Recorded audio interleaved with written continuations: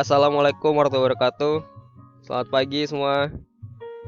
Kita kembali lagi di pertemuan pada mata pelajaran FMB, khususnya buat kalian di kelas 11, ialah FMB Product atau di Kitchen Department.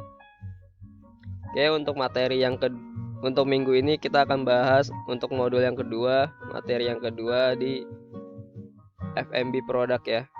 Kita lanjut, apa itu materinya?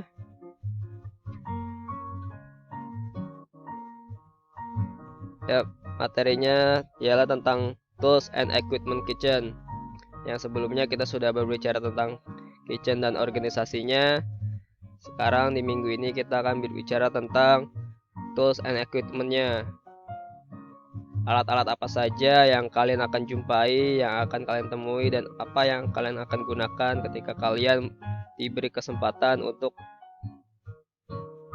melakukan prakering atau dapat kesempatan di dunia kuliner di Departemen Kitchen.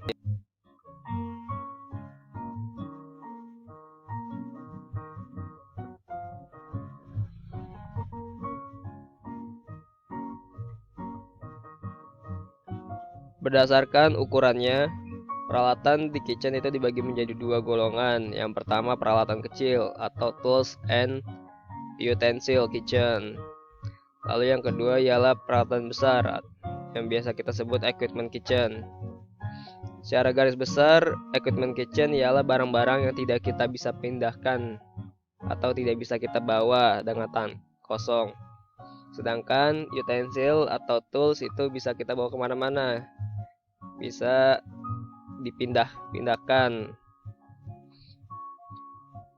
Untuk pengertiannya seperti itu. Jadi bisa dibilang untuk equipment kitchen ini seperti kompor, oven, dan alat mesin lainnya.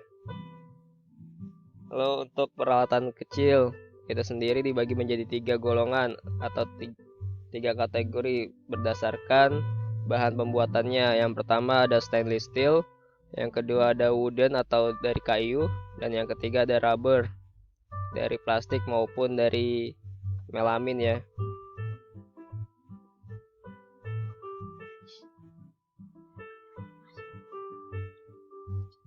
Lalu untuk basic dari kitchen sendiri, peralatan itu dibagi menjadi 4 berdasarkan fungsinya.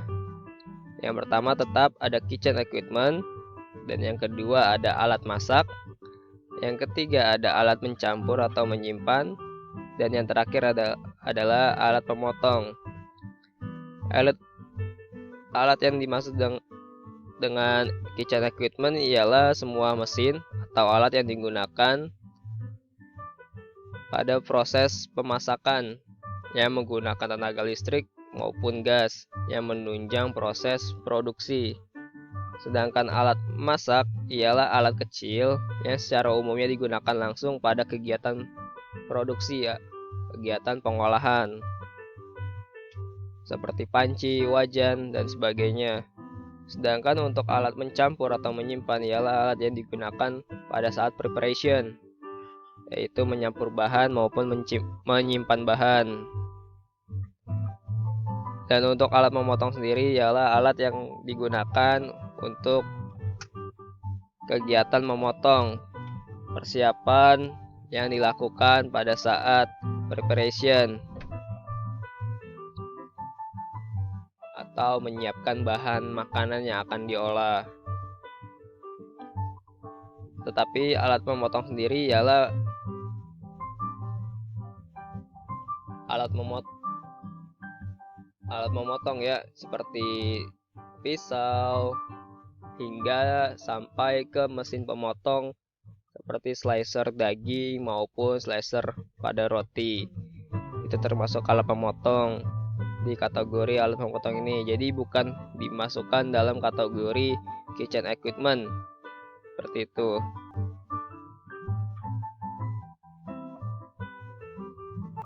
Nah, untuk alat memotong sendiri, jika kita mendeskripsikannya sebagai pisau itu di dunia kuliner yang cukup terkenal ialah ada 7 penamaan pisau atau 7 pisau yang sering digunakan di dunia kuliner.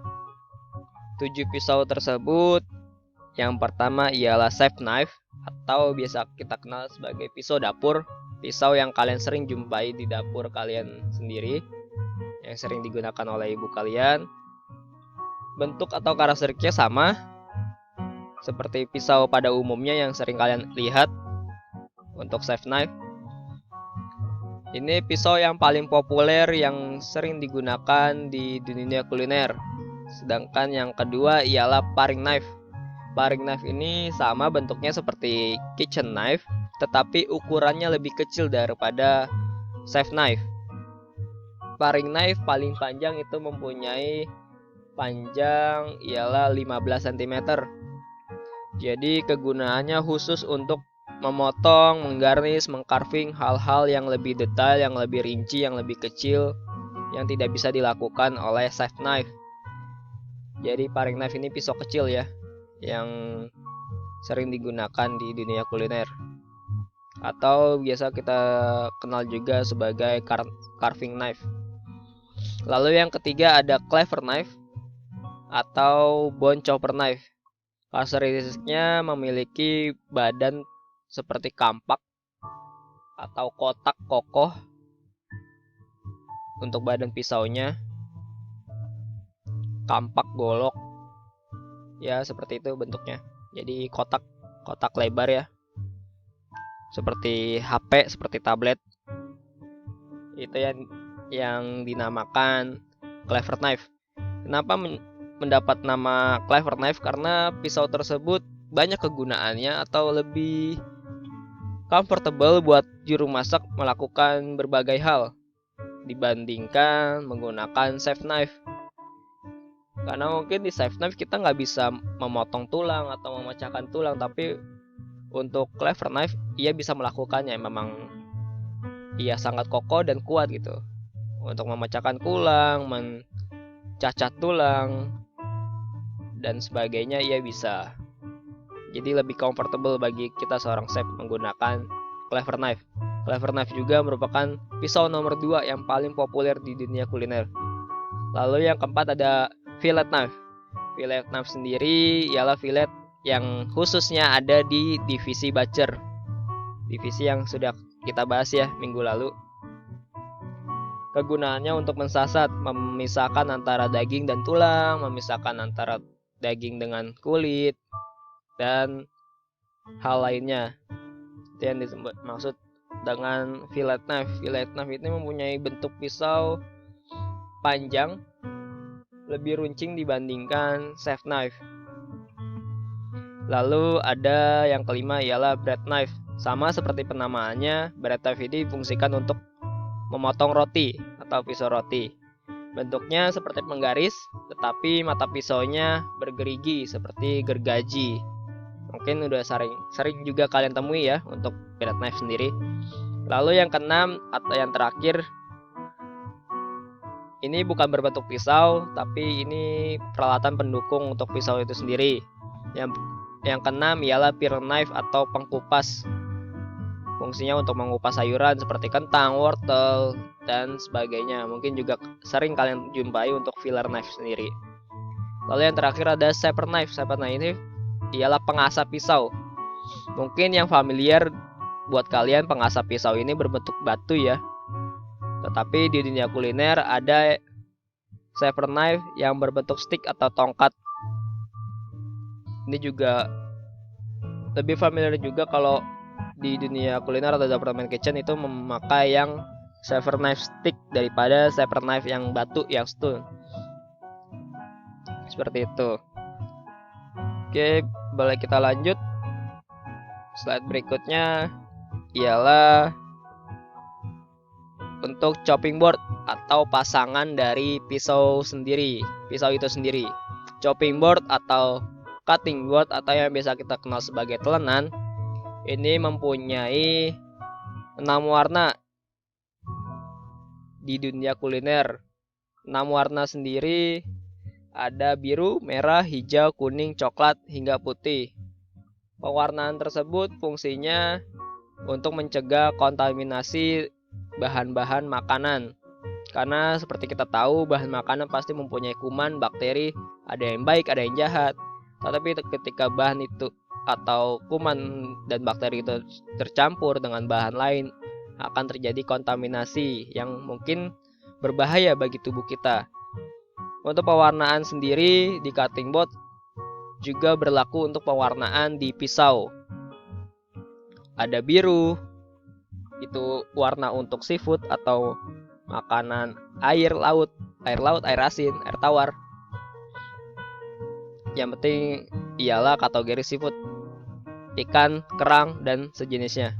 Lalu ada warna merah untuk daging merah mentah, untuk daging, kambing, daging sapi, kambing, babi, kerbau, dan seterusnya. Walaupun warna daging ikan salmon dan ikan tuna itu berwarna merah, tetapi ia tidak memakai cutting board warna merah, tetap harus memakai cutting board berwarna biru. Lalu yang ketiga ada warna hijau, yaitu untuk sayuran dan buah-buahan.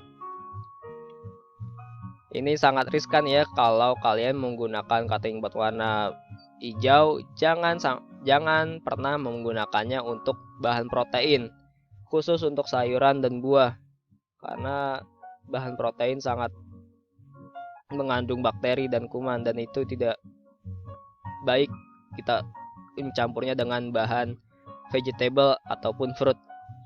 Lalu yang keempat ada warna kuning untuk daging ternak atau daging unggas seperti ayam, bebek, itik, kalkun, dan semacamnya. Kuning jadi untuk unggas, untuk daging unggas. Lalu ada warna coklat.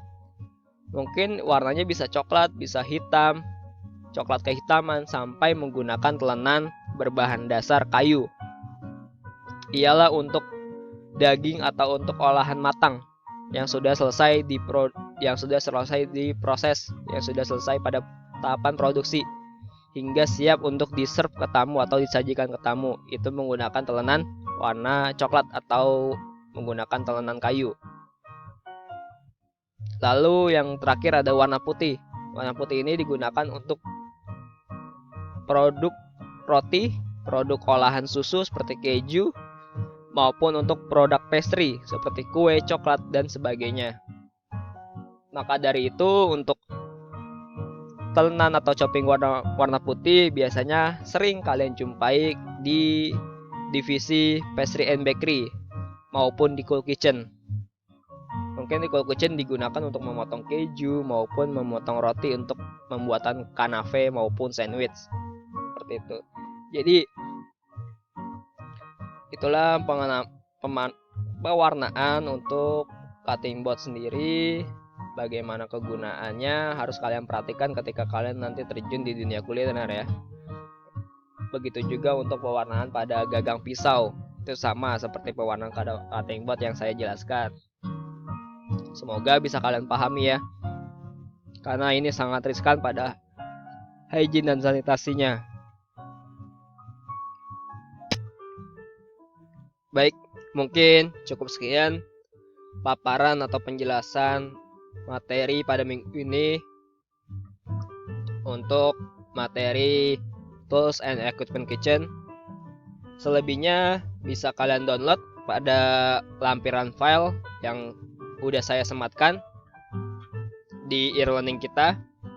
Bisa kalian download di situ untuk modulnya, modul tools and equipment kitchen, gambar, pernamaan maupun fungsi dari alat yang sering nanti kalian jumpai di kitchen itu ada di situ. Jadi kurang lebihnya bisa kalian pahami di materinya, bagaimana bentuknya, kategorinya, dan nama serta fungsinya, maupun itu dari kategori equipment kitchen hingga ke tools and utensil kitchen yang di awal saya jelaskan. Oke, kurang lebihnya saya mohon maaf jika ada kekurangan pada paparan presentasi saya pada video minggu ini. Akhir kata saya ucapkan terima kasih karena telah menonton video ini, Dan wassalamualaikum warahmatullahi wabarakatuh. See you semua.